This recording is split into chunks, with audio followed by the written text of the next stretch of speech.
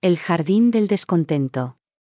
En el amanecer de la creación, cuando el tiempo aún se estiraba perezoso y sin forma entre los dedos del cosmos, existía un lugar de esplendor inigualable, un jardín tan vasto y hermoso que los propios dioses lo envidiaban. Este era el Edén, un paraíso terrenal donde cada árbol, cada flor, y cada brizna de hierba era una obra maestra de la divinidad. Los ríos fluían con aguas cristalinas que destellaban bajo el sol como líquidos diamantes, y los animales de toda índole vivían en armonía, gobernados por una paz que era tan natural como el ciclo del día y la noche. En el corazón de este jardín vivían Adán y Lilith, los primeros de su especie, creados de barro y aliento divino para disfrutar de las maravillas a su alrededor y cuidar de este pequeño trozo de cielo en la tierra. Mientras que Adán encontraba contentamiento en su existencia, pasando sus días nombrando cada criatura y cada planta, sumergido en la dicha de su tarea y en la comunión con el Creador, Lilith se sentía inquietante y profundamente insatisfecha. La inconformidad de Lilith no surgía de la falta de belleza o de compañía, sino de un anhelo más profundo, una sed de conocimiento y de libertad que el Edén, por todo su esplendor, no podía saciar. Ella veía más allá de la perfección superficial de su hogar, cuestionando el propósito de su existencia y la naturaleza de las reglas que se les imponían. ¿Por qué debían limitarse a este jardín, cuando un mundo entero esperaba más allá de sus fronteras? ¿Por qué debía ella someterse a Adán, si ambos habían sido creados de la misma tierra?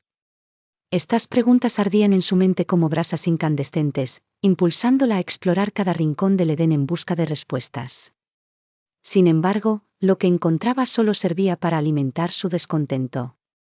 Los ángeles que visitaban el jardín le hablaban de obediencia y de orden, de cómo cada cosa tenía su lugar predeterminado bajo la mirada del Creador.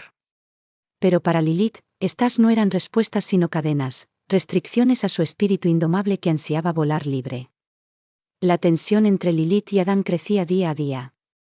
Mientras él se deleitaba en la sencillez de su existencia, ella se sumergía cada vez más en su tormento interno. Las discusiones se volvían más frecuentes, girando siempre en torno a la libertad y la igualdad, conceptos que Adán, satisfecho con su lugar en el orden de las cosas, no podía comprender. Lilith, por su parte, encontraba cada vez más difícil aceptar una vida de sumisión y conformidad. La ruptura llegó en una noche de luna llena, cuando el deseo de Lilith por trascender las fronteras de su existencia se convirtió en una necesidad incontenible. Con el corazón pesado pero la determinación ardiendo más brillante que las estrellas, Lilith abandonó el Edén. No dejó más rastro que el susurro de su paso sobre la hierba y una promesa silenciosa de encontrar su propio camino, un camino libre de las cadenas que el paraíso le había impuesto. La partida de Lilith marcó el fin de la inocencia en el Edén. Adán, despertando a la soledad de un jardín que ya no se sentía como hogar, se encontró enfrentando la inmensidad de su pérdida. El Creador, observando desde lo alto, contempló el cambio irrevocable que este acto de desobediencia había traído al mundo. El Edén, una vez símbolo de armonía perfecta, se había convertido en el escenario del primer descontento, un presagio de las luchas y las búsquedas que definirían la existencia humana. Mientras tanto, Lilith, ahora vagando más allá de los confines del paraíso, se adentraba en un mundo desconocido, vasto y lleno de misterios. Con cada paso, dejaba atrás no solo el jardín, sino también la versión de sí misma que había sido moldeada para vivir en él. Ante ella se desplegaba un camino de innumerables posibilidades, un lienzo en blanco sobre el cual escribiría su destino, un relato de búsqueda, desafío y, sobre todo, libertad. Este capítulo, aunque apenas el comienzo de la Odisea de Lilith, establece el tono para su viaje y su transformación. No es solo una historia de rebelión contra las normas preestablecidas, sino también un profundo examen de lo que significa buscar la propia identidad más allá de las expectativas y las limitaciones impuestas. Lilith, en su descontento y su deseo de libertad, personifica la lucha eterna por entender nuestro lugar en el mundo y por definirnos a nosotros mismos en nuestros propios términos.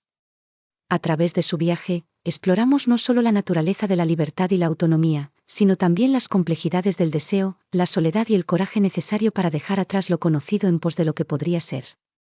Lilith, en su esencia, se convierte en un faro para todos aquellos que se encuentran en encrucijadas similares, enfrentando la vastedad de lo desconocido con la esperanza de encontrar o forjar un sentido más profundo de propósito y pertenencia.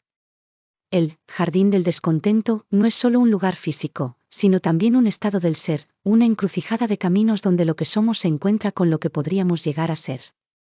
La historia de Lilith nos invita a cuestionar, a soñar y, sobre todo, a atrevernos a buscar más allá de los límites de nuestro propio Edén, hacia las tierras inexploradas de nuestra potencialidad.